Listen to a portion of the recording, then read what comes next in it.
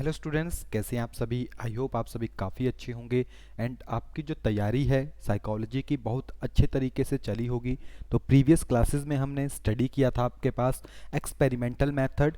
आज जो है इन्हीं मेथड्स को हम आगे बढ़ाएंगे। जो हमारा चैप्टर नंबर 2 जो चला हुआ है, they are based on a methods of enquiry in psychology, कि किस तरह से आप साइकोलॉजी में डिफरेंट डिफरेंट चीज़ों को स्टडी करते हैं और किस तरह से डिफरेंट डिफरेंट मेथड जो वहाँ पे यूज़ किए जाते हैं।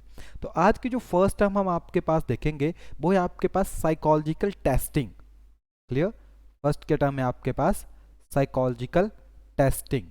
बहुत इंपॉर्टेंट टर्म है, इन चीज़ों को समझेंगे हम होती क्या है और एकदम इजी वे में जो है आपको इसको रिप्रेजेंट करेंगे। क्लियर। बाकी जो भी चैनल के ऊपर न्यू है, प्रीवियस क्लासेस को आप वहाँ से चेकआउट कर सकते हैं, क्योंकि विदाउट प्रीवियस क्लासेस बहुत सी चीज़ें होती है जो लेटेस्ट आपको समझ नहीं आएगी, क्योंकि उसमें हमने सभी चीज़ें बताई है। तो यहाँ पे हम यही कहेंगे कि हमने वो प्रीवियस क्लास में करवा दिया है।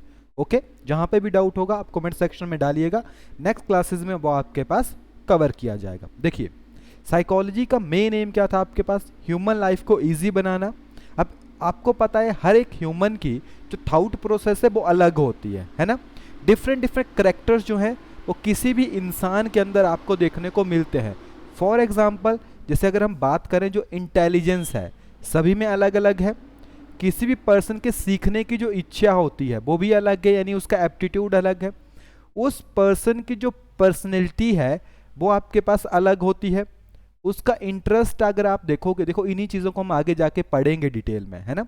इंटरेस्ट हो गया, उसका आपके पास एटीट्यूड, एटीट्यूड यानी टुवर्ड लर्निंग कैसा है, पॉजिटिव है, नेगेटिव है। ओके, उसकी वैल्यूज़ जो उसने अपने लिए एक सेट किया होता है, एजुकेशनल अचीवमेंट्स, ये सारी के सारी चीज़ें किसके अंदर आपके पास आ जाती है? साइकोलॉजिकल टेस्टिस के अंदर। यानी आपको टेस्ट करना है कि ये सभी चीज़ें किस तरह से आपके पास वर्क कर रही है, ठीक है, नहीं है ना। तो इसी बेसिस के ऊपर कुछ इंपॉर्टेंट टर्म्स जो है यहाँ पे आपके पास ड्राइव होती है। तो फर्स्ट टर्म आपके पास आती है रिलायबिलिटी।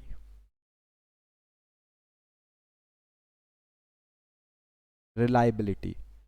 सेकेंड टर्म इसमें हमारे पास आती है, दैट इज अ वैलिडिटी।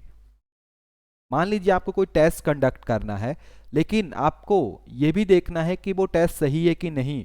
तो उसके लिए तीन चीज़ें आपके पास बनाई गई है। फर्स्ट है रिलायबिलिटी, सेकंड है वैलिडिटी, और थर्ड इसमें आपके पास है नॉर्म्स।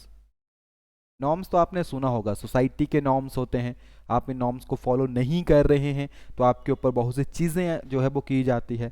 तो एक मेथड है, एक सिस्टमेटिक प्रोसेस है, एक स्टेप है जिसकी हेल्प से आप कोई भी टेस्ट जो है वो कंडक्ट कर सकते हैं। देखिए, फर्स्टली क्या होता है? रिलायबिलिटी। आपने बहुत सी दुकान में भी सुना होगा रिलायबल स्टोर, है ना। रिलायबिलिटी मतलब कोई भी चीज़ एक दूसरे के साथ उसका रिलेशन, यानी आप यहाँ से कोई भी चीज़ लेके चलिए वो सही होगी।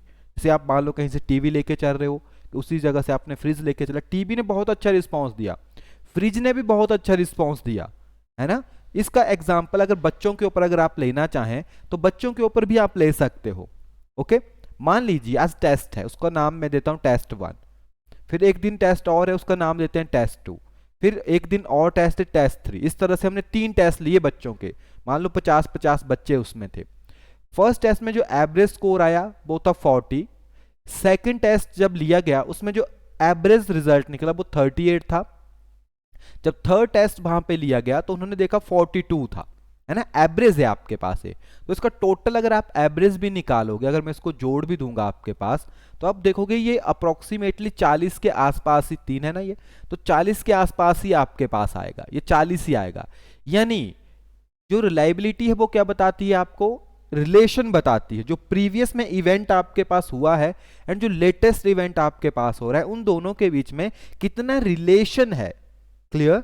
रिलेशन अभी कुछ टाइम के बाद होगा, जैसे मान लो आज ही लिया, 10-15 दिन के बाद नेक्स्ट टेस्ट, उसके बाद नेक्स्ट टेस्ट। यानी रिलायबिलिटी रिप्रेजेंट करती है that is a correlation between two set, ठीक है, इन टर्म ऑफ सेट्स की फॉर्म में अगर आप कहोगे, यानी एक रिलेशन है कि नहीं दो टर्म्स के बीच में कितना वो रिलायबल है। एक नॉर्मल डेफिनेशन में कहोगे तो एक कंसिस्टेंसी है एक स्कोर के अंदर, जो किसी भी इंडिविजुअल की हो सकती है। तो मैंने एवरेज की बात की ना, अब ऐसा थोड़ी होगा कि एक पहली क्लास में 40 नंबर यानी 40 एवरेज आ रहा था, फिर लास्ट में सीधा ही वो 0 हो गया। इट मीन जो टेस्ट आप डाल रहे हो वो रिलायबल नहीं है। जो टेस्ट आप डालो वो रिलायबल कब होगा? अब देखो पैटर्न सेट होता है कि इतने नंबर का ये डालेगा इतने, तो वो रिलायबिलिटी के ऊपर डिपेंड करता है ना, कितना वो रिलायबल है। यानी the test refer to which consistency of a score obtained by a individual on the same test or on a two different occasion। ठीक है, यानी मान लीजिए अब ये एक पर्सन है, यही वो दूसरा पर्सन है, यही वो तीसरा पर्सन है, 3 बार उसने टेस्ट दिया और उसका रिजल्ट कुछ इस तरह से रहा, तो एक कंसिस्टेंसी है उस रिजल्ट में, तो इसको क्या कहेंगे? रिलायबिलिटी। अब नेक्स्ट आपके पास आता है वैलिडिटी। देखिए टेस्ट था किसी, मान लीजिए क्लास 9th का आपको चेक करना है, 9th के बच्चे हैं, आप टेस्ट डाल देते हो उसको 10th के क्लास का, वो वैलिड होगा क्या? नहीं होगा ना। यानी आपको पहले बताया जाता है कि अगर आपको मान लीजिए 2 नंबर का क्वेश्चन है, आपको उसमें 30 वर्ड्स लिखने हैं। कितने? 30 वर्ड्स लिखने हैं। अगर आप 30 लिख के आते हो लेकिन वहां पे कहते हैं आपको 60 लिखने थे जी, लेकिन वहां पे रिप्रेजेंट क्या किया गया था? 30 में मिल जाएंगे 2 नंबर, लेकिन नहीं मिले। यानी ये किस चीज को रिप्रेजेंट करता है? What the test measure. क्या रिप्रेजेंट करते हैं आपके पास? What the test measure. यानी आखिरकार जो टेस्ट है वो मेजर क्या करना चाहता है ना? What it claim to measure, what it claims to measure. यानी आखिरकार वो किस चीज को मेजर करना चाहते हैं। फॉर एग्जाम्पल अगर आपको किसी की मैथ्स की एबिलिटी को चेक करना है तो आप उसको मैथ्स के क्वेश्चन दोगे, जैसे कहते हैं ना टीचर बनना है, तो टीचिंग एग्जाम में अगर जैसे कोई मैथ्स का टीचर, उसमें मैथ्स ही नहीं आता, ठीक है, उस पेपर में मैथ्स बिल्कुल नहीं पूछा जाता, सिर्फ बाकी क्वेश्चन आते हैं, तो मैथ्स की एबिलिटी तो चेक नहीं होगी ना। क्लियर? ठीक है, तो एक मेथड बना होता है कि जो चीज़ आपको चेक करनी है उसी से रिगार्डिंग आपके क्वेश्चन होने चाहिए, और क्या वो उसी पैटर्न के अकॉर्डिंग है कि 9th क्लास का बच्चा है तो क्या 9th क्लास के टाइप के क्वेश्चन ही है, आप हाई लेवल में तो नहीं चलेंगे, आप उसकी एफिशिएंसी को चेक करना चाहते थे, तो आप देखोगे डिफरेंट डिफरेंट एग्जाम का क्राइटेरिया अलग होता है। लास्ट में आपके पास आता है that is a norms. Norms basically एक जिसे आप कह सकते हो एक स्टैंडर्ड बनाया होता है, ठीक है, यानी a test become standardise test when norms are develop. Clear? कोई भी टेस्ट है स्टैंडर्ड के बेसिस के ऊपर कब आता है? जब उसमें एक फिक्स क्राइटेरिया बता दिया जाता है, जैसे मैंने अभी आपको कहा, ठीक है, स्टैंडर्ड टेस्ट के अंडर आ जाता है जब उसमें नॉर्म्स आ जाते हैं। स्टैंडर्ड टेस्ट पीछे हमने इंटरव्यू पढ़े थे आपके पास कि एक स्टैंडर्डाइज्ड होता है, एक नॉन या अनस्टैंडर्डाइज्ड होता है। स्टैंडर्डाइज जो फिक्स होता है कि अगर 100 नंबर का आपके पास पेपर है उसमें 20 मार्क्स के आएंगे एमसीक्यू, ठीक है, 2 नंबर के आएंगे आपके पास 20 क्वेश्चन, यानी 40 नंबर आपके पास बन जाएंगे, वहां से 2 नंबर के जो क्वेश्चन होंगे इनटू 20 कर दीजिए, ठीक है, 40 60 हो गए, बाकी आपको 4 नंबर के आएंगे 10 क्वेश्चन, एक स्टैंडर्ड बन गया। और ये तो एमसीक्यू है, मल्टीपल चॉइस क्वेश्चन टिक करने हैं, यहाँ पे कह देंगे कि जी आपको 100 वर्ड्स में उसका आंसर देना है और यहाँ पे 500 वर्ड्स में जो है उसका आंसर आपको रिप्रेजेंट करना है।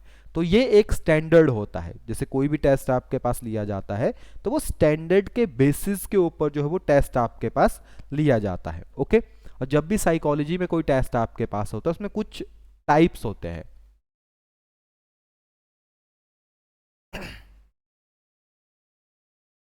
टाइप्स ऑफ टेस्ट, यानी कुछ टाइप्स हैं जिनके बेसिस के ऊपर उस टेस्ट को लिया जाता है। फॉर एग्जांपल वर्बल, वर्बल वे के ऊपर हो सकता है, नॉन वर्बल वे के ऊपर हो सकता है, ओके, परफॉर्मेंस बेसिस के ऊपर हो सकता है। क्लियर? यानी डिपेंड करेगा आप किस चीज को चेक कर रहे हो। क्लियर? जैसे आप एग्जांपल ले लेते हैं वर्बल वे की, तो वर्बल तो सामने है ना आपके पास, ठीक है, सीधा लैंग्वेज है, लैंग्वेज को आपको चेक करना है तो डायरेक्टली बोल के ओरल टेस्ट आपके पास हो सकता है। नॉन वर्बल की बात करें, वहां पे आपको कुछ नहीं बोलना, हो सकता है कोई सिंबल्स की हेल्प से हो सकता है, आपके पास पिक्चर्स की हेल्प से हो सकता है, आपको चीज़ों को रिप्रेजेंट करना है। ओके, परफॉर्मेंस के बेसिस के ऊपर आपकी जो परफॉर्मेंस है उसको चेक किया जाएगा, उसके बेसिस के ऊपर हो सकता है।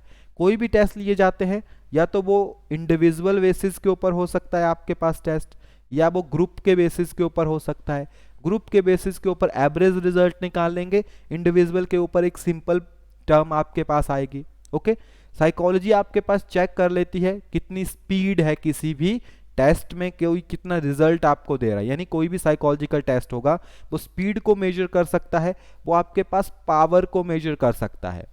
क्लियर? यानी इसकी हेल्प से आप इन दोनों चीजों को, स्पीड क्या बताएगी, कितनी जल्दी किसी ने कोई आंसर दे दिया और कितने लेवल तक उसका आंसर जो है वो आपके पास से जा रहा है। क्लियर? मेन टर्म जो हमने आपके साथ स्टार्टिंग में भी शेयर की थी वो है केस स्टडी। केस स्टडी से रिगार्डिंग क्वेश्चन एग्जाम में आते हैं और पूछा भी जाता है आपके पास। इसके लिए हम एक एग्जाम्पल लेके चलेंगे जिससे आपको केस स्टडी मेथड जो है वो एकदम अच्छे से समझ आ जाएगा। क्लियर? देखिए, केस स्टडी बेसिकली हम कह सकते हैं इसको डेप्थ स्टडी होती है। क्या होती है आपके पास? Depth study. किस चीज की? किसी भी केस की। फॉर एग्जाम्पल मान लेते हैं एक मर्डर हुआ है, ठीक है, किसी भी पर्सन का, ये एक रिसर्च करनी है। तो इसको एक एग्जाम्पल से चलते हैं, जैसे मूवीज में आप देखते हो, तो मान लेते हैं कोई पर्सन है, उसका या किसी भी पर्सन का डेथ हो गई है ना, उसका मर्डर कर दिया गया। अब एक पुलिस, जो वो पुलिस 1 था, उसको वो केस मिला, उसने क्या किया, उसके ऊपर स्टडी की, रिपोर्ट वगैरह बनाई है ना, पूरी की पूरी जो रिपोर्ट है वो उसने फॉर्म की, जो भी पोस्टमार्टम होता है वहाँ पे जितने भी एविडेंस आते हैं वो सभी को उसने स्टडी किया। एविडेंस मिलने के बाद कुछ टाइम, जैसे आपको पता है लंबा टाइम तक चलता है, 6-7 महीने उसी के पास केस रहा, फिर उसकी ट्रांसफ़र हो गई।